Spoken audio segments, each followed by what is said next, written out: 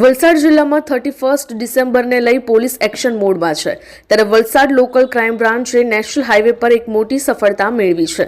એલસીબીની ટીમે બાતમીના આધારે ધમડાચી હાઈવે પાસે વોચ ગોઠવી હતી। આ દરમિયાન એક લક્ઝરીસ ઇનોવા કાર અટકાવી તેમાં તપાસ કરતા કારમાંથી લાખો રૂપિયાનો વિદેશી દારૂ ઝડપી પાડવામાં આવ્યો છે।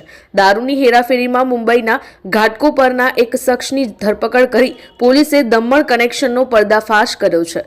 વલસાડ એલસીબીના હેડ કોન્સ્ટેબલ હરદેવસિંહ રાણા અને તેમની ટીમને ચોક્કસ બાતમી મળી હતી કે નેશનલ હાઈવે નંબર 48 પર એક સફેદ કલરની ઇનોવા કારમાં દારૂની હેરાફેરી થઈ રહી છે।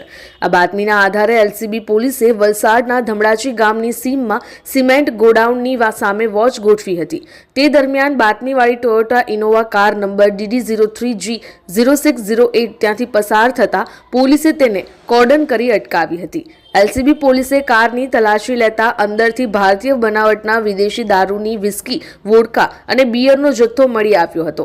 પોલીસે કારમાંથી કુલ 23 બોક્સ અને છૂટી બોટલો મળી 1104 નંગ દારૂનો જથ્થો જપ્ત કર્યો છે, જેની કિંમત રૂપિયા 2,67,376 થાય છે। પોલીસે ઘટના સ્થળેથી કાર ચાલક મોહમ્મદ અનઝર અબ્દુલ અલીમ શેખ એમની ધરપકડ કરી છે।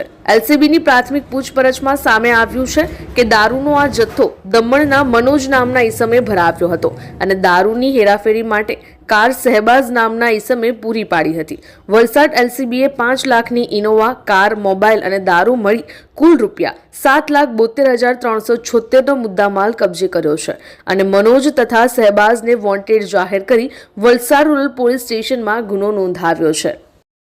અમારી લાઈવ ન્યૂઝ 24 ચેનલને સબસ્ક્રાઇબ કરો, બેલ આઇકોન દબાવો જેથી આવનાર ન્યૂઝ અપડેટ્સની નોટિફિકેશન આપ સુધી સૌથી પહેલા પહોંચે।